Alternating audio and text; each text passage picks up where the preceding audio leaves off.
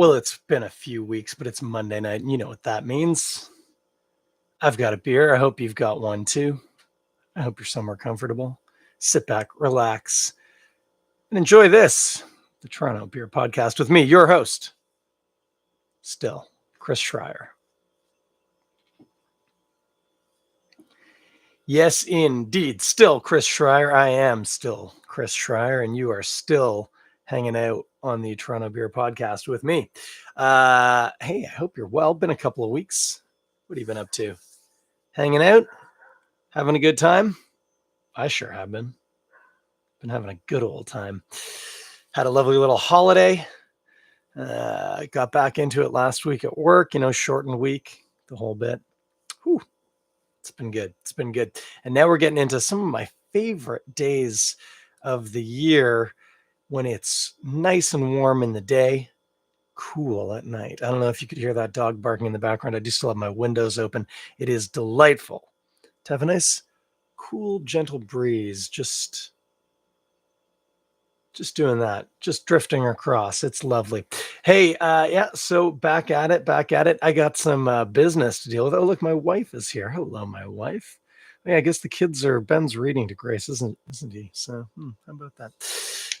This is how Erica finds out what I'm up to in my spare time. Hey, you know what month it is? It's September today, September the 12th. Now, we need to deal with a little bit of technical knowledge before we can continue with what beer we're drinking tonight, because German, I was going to say, is a weird language. It's not as weird as English. And in fact, a lot of the weird parts of English are because of German. So I don't know, it's a little confusing, but German's a weird language. It can confuse people. And one of the things that does confuse people, although this really doesn't have anything to do with German so much as just people don't understand the nature of the festival. People think about Oktoberfest, and you know what they think? They think, well, that fest must happen in October. Now, if you don't know where I'm going with this, but you can suss that something's happening, maybe you're thinking, oh, maybe they use a different calendar. Maybe they're on the Julian or on the Gregorian or vice versa or what have you. And, that's good thinking, but you're wrong. The confusing thing for a lot of people with Oktoberfest is that Oktoberfest originally, historically, was a party that was thrown because I think like a king or a baron or I don't know, whatever you have in Germany, some important guy. His son got married and they had a big old party. And I mean big, like I think it was like a 2-week party. And the party culminated on the first weekend in October, and it became known as Oktoberfest. So Oktoberfest in Germany, in Munich, takes place in the last 2 weeks of September.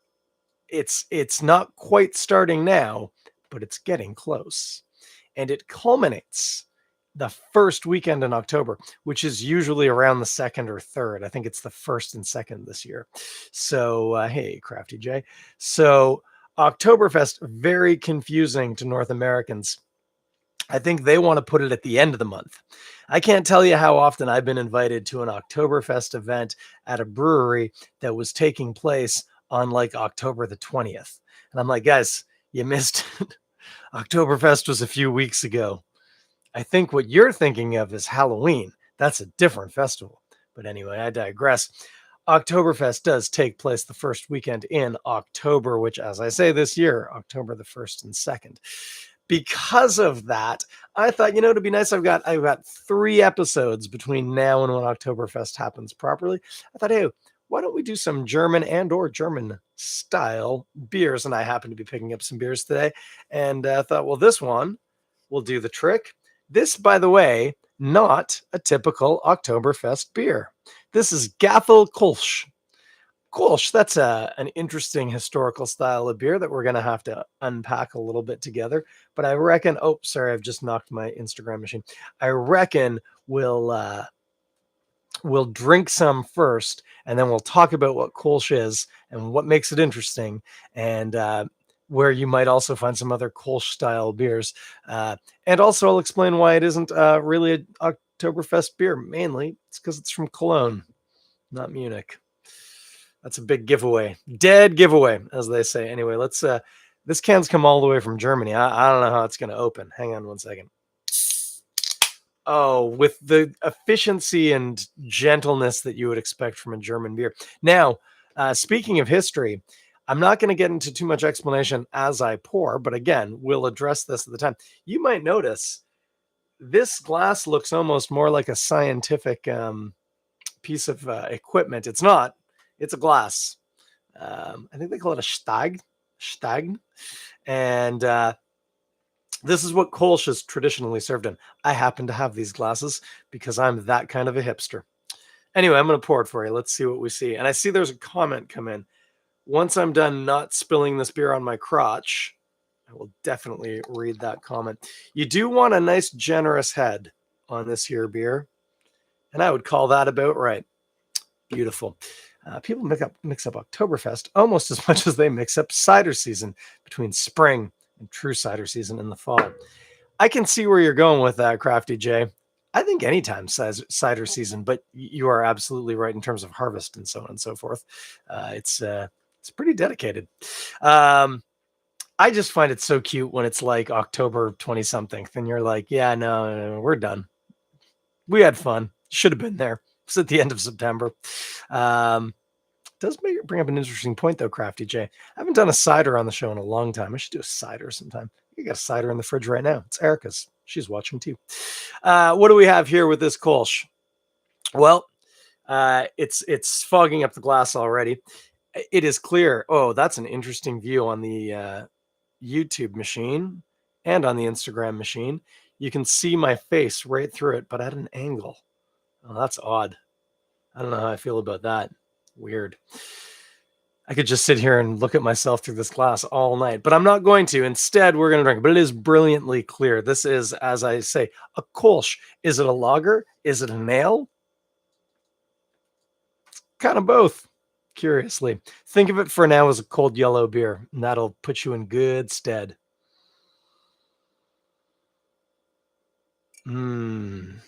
So right off the top, malty, little bready, little grassy, just like what you want.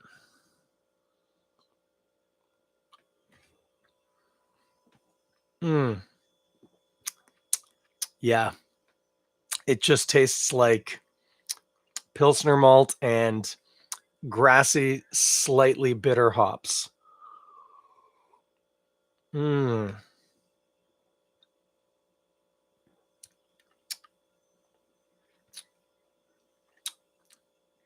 Just a touch metallic on the hops, maybe. Just a whisper. Beautiful, dry, clean, quick finish.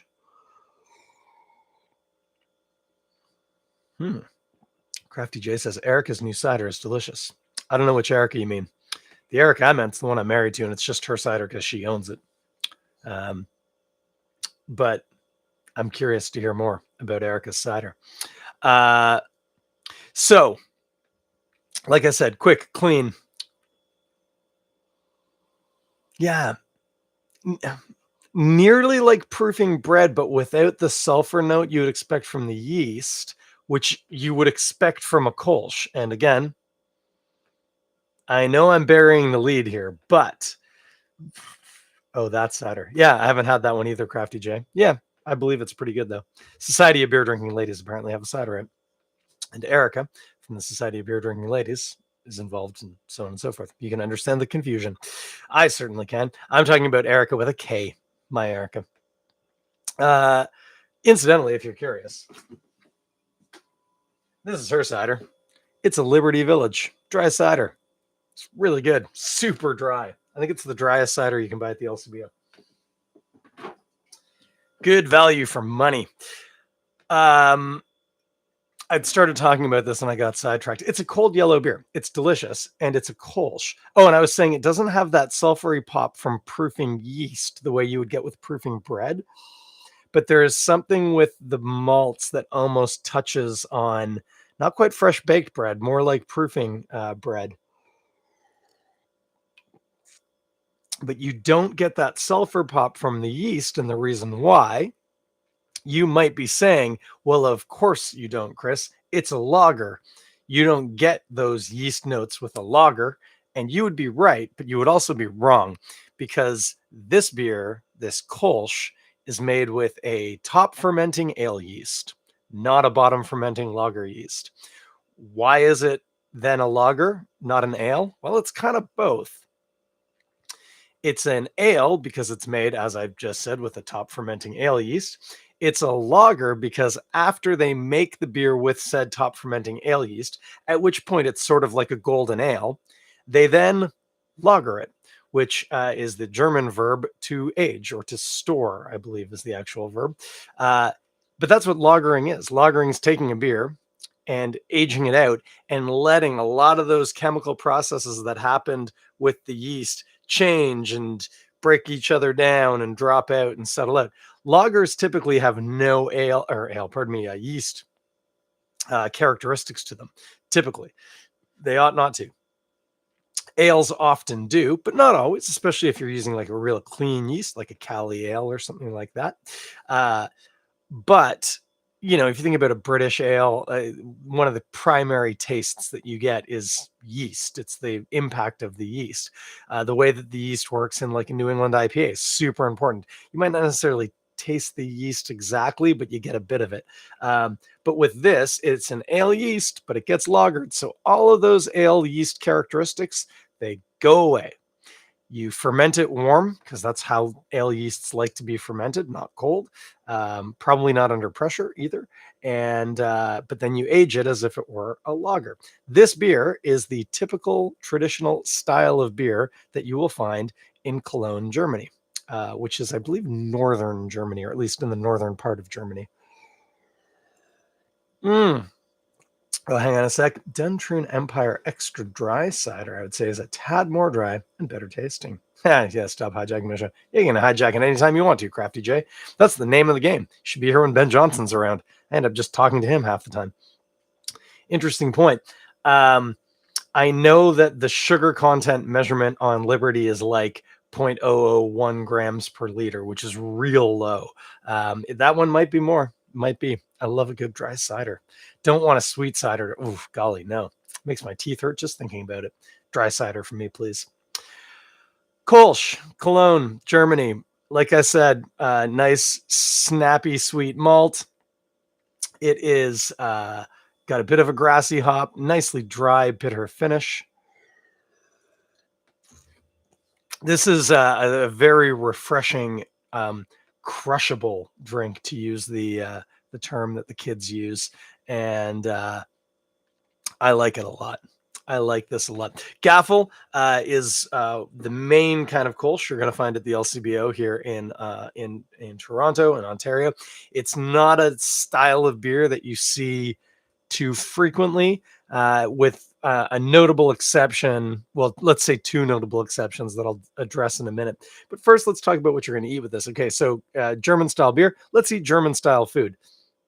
This is a good pretzel beer because a pretzel is bready, which the beer is, but it's also salty, which the beer is not. The beer will offset that salt. That's something that you really like. That's a good pairing. Having a salty thing makes you want to drink, and you have Kolsch and you drink it. Works well. If you want to get a little bit more intelligent with your pairings, which, hey, I endorse, mild to medium cheeses. Nothing too big because as delicious as this beer is, you could lose it really quick. There's it's delicate. You know what I mean? You don't want to lose it. What would go good with this in the German range? I mean, this is a great beer to have with a sausage. And again, a German style sausage, not like chorizo, not like an Italian hot sausage. We're not dealing with spices here. But again, the contrasting idea, the way that the pretzel's salty, the beer is not, with the sausage. The sausage is very fatty, and this is going to be a good beer to hold up against that fat. That'd be nice, especially if you put some sauerkraut up on there, because there's nothing particularly sour in this beer. So again, we're just building layers of flavor. Again, go carefully here. I would be cautious if you were going to put like proper fermented sauerkraut and a fermented dill pickle sliced probably, I understand, and onions and brown mustard, the beer might start to get lost. So I would encourage have that sausage with maybe one or two elements on it and see what you can dry out with this. And a nice here's a key: you need a good bun on this. Like, don't cheap out on the bun because the bun's what's going to be the simpatico. You're going to get some bready notes off the bun to go with the bready notes in the beer.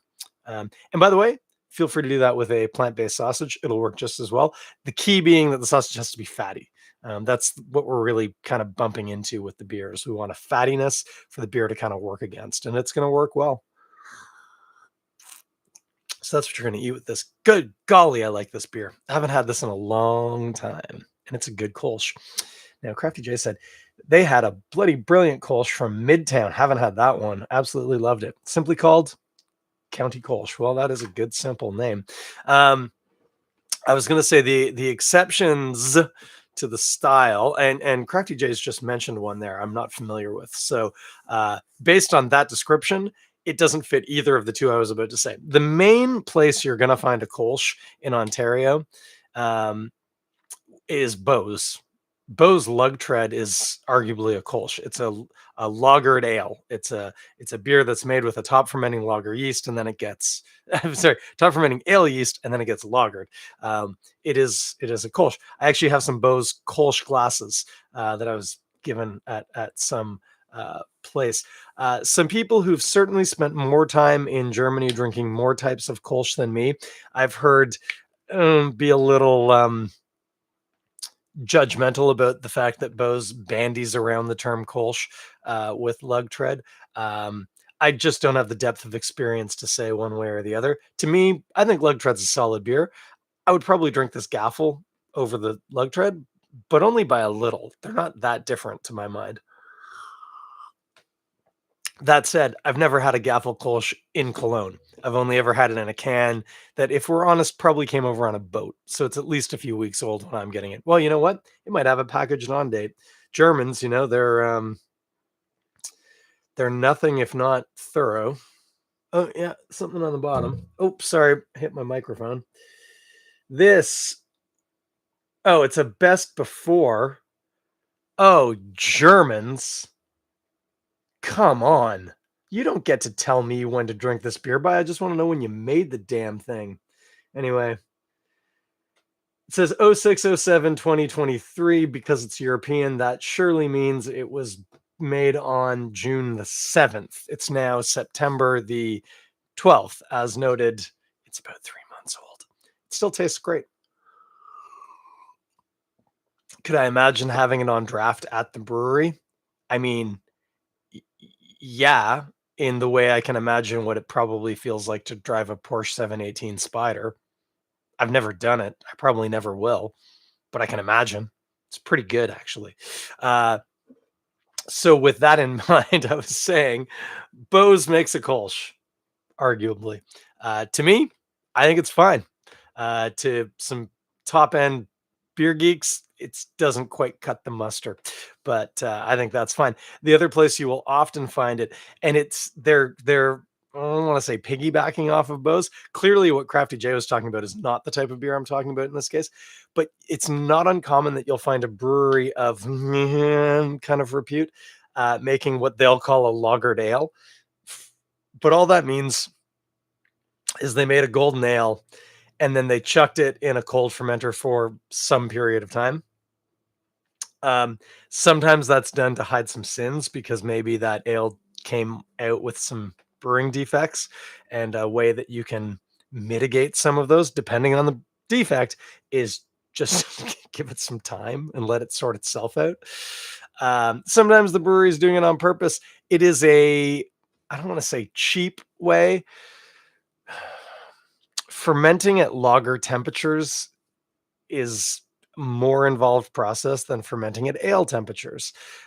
You absolutely have to have glycol chilled fermenters, and you do also to make an ale because the consistency of the temperature is very important.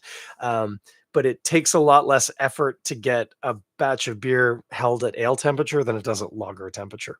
And so It's not uncommon to find a brewery that wants to make a cold yellow beer, i.e., a lager. Like they're basically just trying to make it like a European lager or a North American lager. Um, but because of the constraints of their brewing setup, it's easier for them to make a lagered ale, which then some people will call a Kolsch.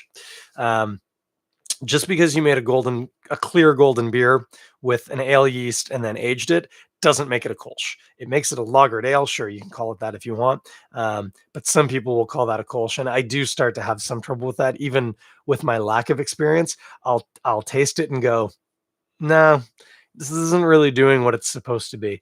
Um, Especially with the hopping. I mean, a Kolsch is always going to have not just noble, but probably German noble hops in it. Uh, you can't get you can't start playing fast and loose with the hops in a Kolsch. You just can't do it. It's a little bit like a Czech style beer. If you make a Czech style Pilsner and you use like East Kent Golding hops in it, yeah, yeah, you can call it whatever you want, but you're calling it something it's not. Anyway, I digress. Those are the two places that you will find Kolsch's, and as noted by Crafty J, what was it? Midtown. Look up Midtown Brewing's Kolsch. Said it's great. I'm gonna try and find. Hey, Crafty J, where did you find that? Was that at the brewery? Was it at LC? I don't even actually know who Midtown is. I hesitate to admit I'm not that caught up on the scene lately. Um, we'll wait and see if Crafty J gets back to us on that one, where you can find that Kolsch. In the meantime, this Kolsch can be found at the LCBO, and it's, as I say, a very solid example of the style as far as I know. I've read a lot about the style. It does what it says it's supposed to do. Oh, they're Prince Edward County, Midtown. Oh, Midtown in Prince Edward County. Not come across them, but have to look that up. And Crafty J got it at the LCBO. So look it up on your LCBO app. And if you don't have the LCBO app, what are you doing? It's very useful. You want to talk more about these? The Stagne? Sometimes they're called rods. Um, Kolsch always serve. So one of the things I'm drinking this out of a can. If you're in Cologne, you're drinking Kolsch on tap. It's a draft based beer. They do package it, but it's meant to be drunk fresh on tap. Not dissimilar actually to Czech style lager. And they always serve it in a glass like this, a Stagne or a rod. These ones in particular come from Cologne, Germany, and you buy these ones at Lee Valley, the tool shop, because you might not know this, but the world's largest trade show of tools is in Cologne, Germany. And so Lee Valley, who, if you don't know Lee Valley, we run in different circles. Lee Valley, who has to buy a lot of beautiful, beautiful tools, they send buyers to this show every year. And one of the things is while they're at the show, you go out at night, and what you drink when you're in Cologne is you drink Kolsch, and it comes in these glasses.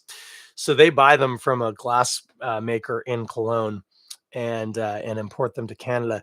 And you get them, it's a ridiculous deal. It's like 12 of these for, I want to say, $20 or something. It seems like not nearly enough.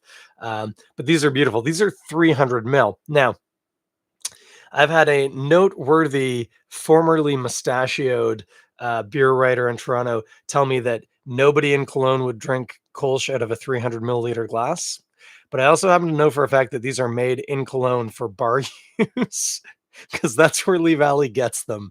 So unless they have an unusually large export market for very specific glasses, I tend to think that 300 mil glasses are just fine. I've heard 250 mil is more normal. Who knew?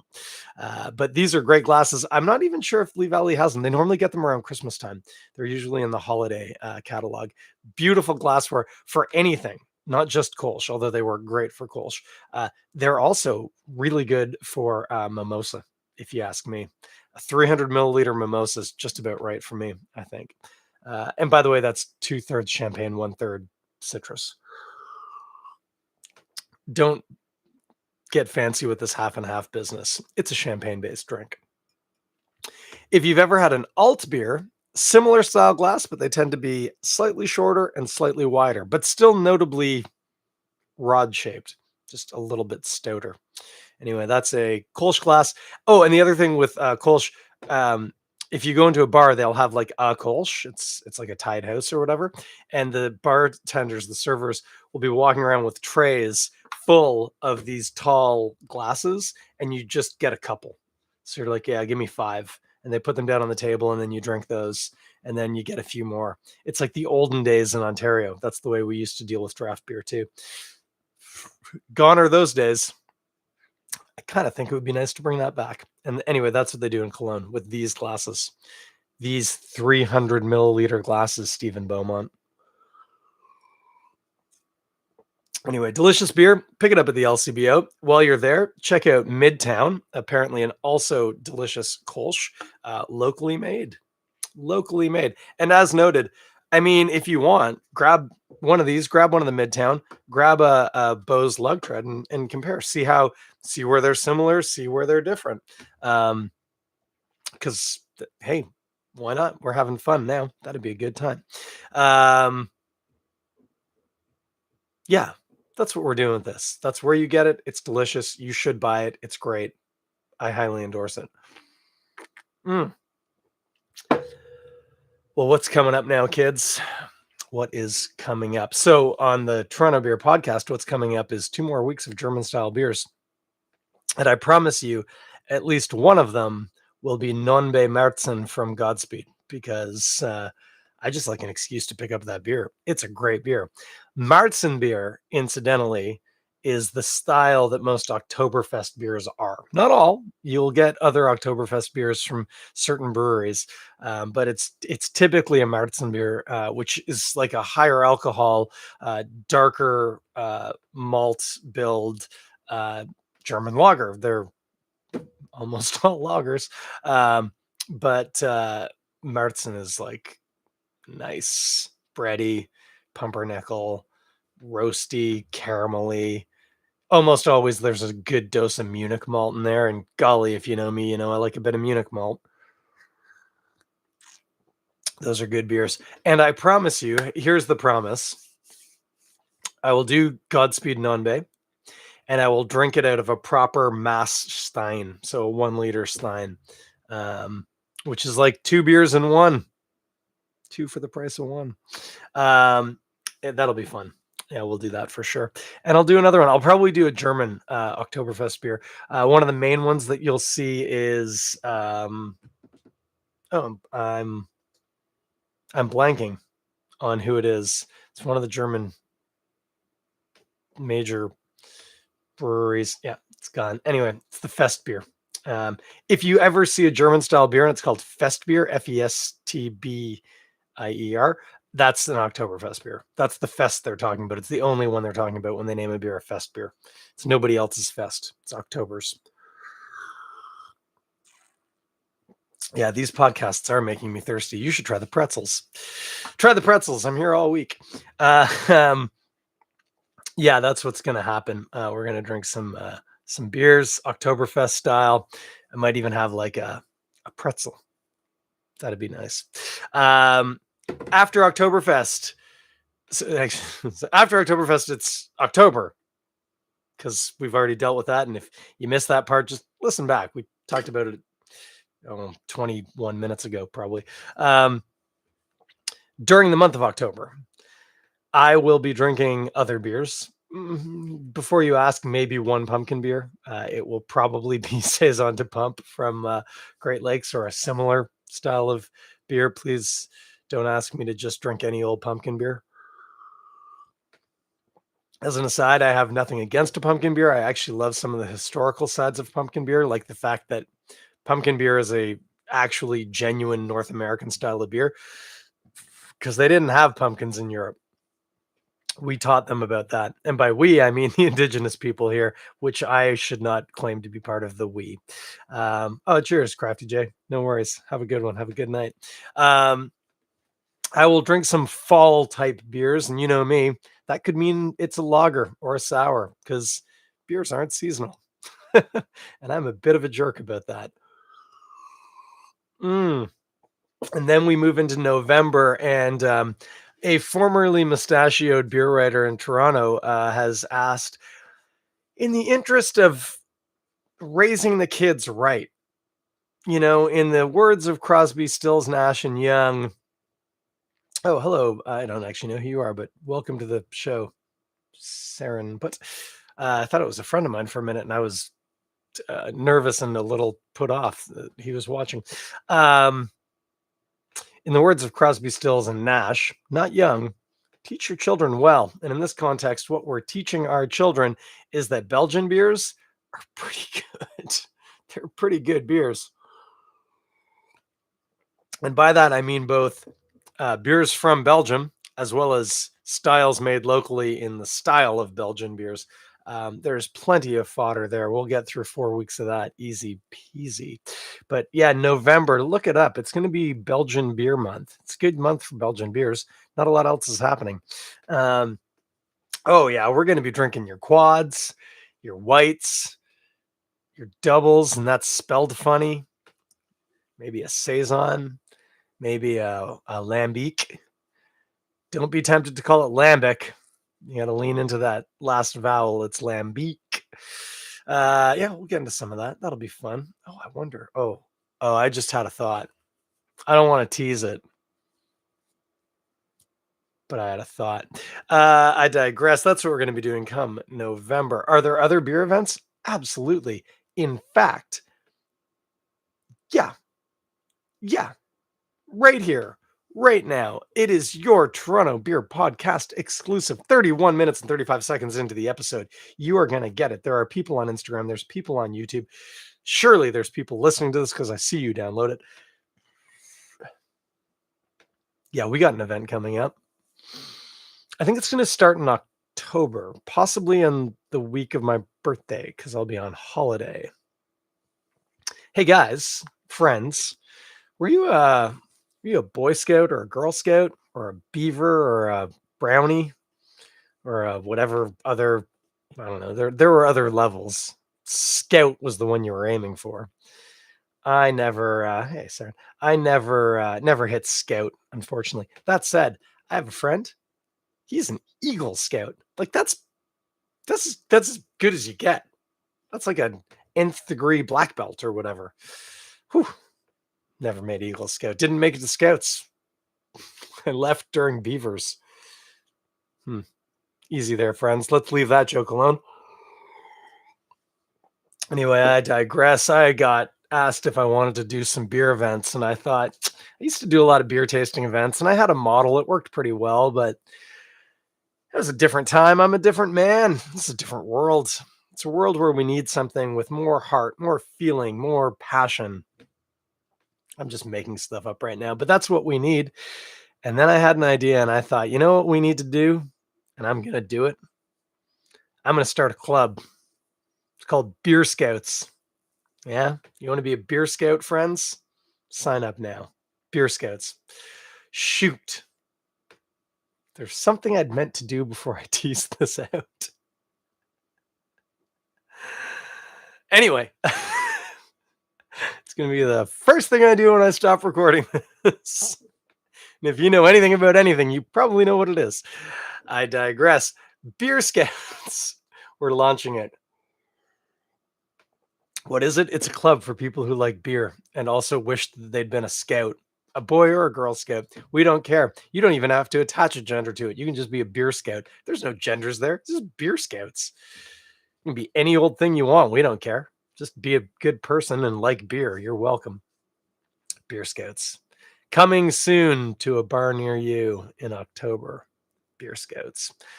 You know what? I'm going to leave it there. I'm really worried now. There's something I have to do. That's what we got. I'll be back next week, next Monday. I'll be here. I hope you're here too. Guess what I'm drinking? It'll be a German beer. You're darn right it will be.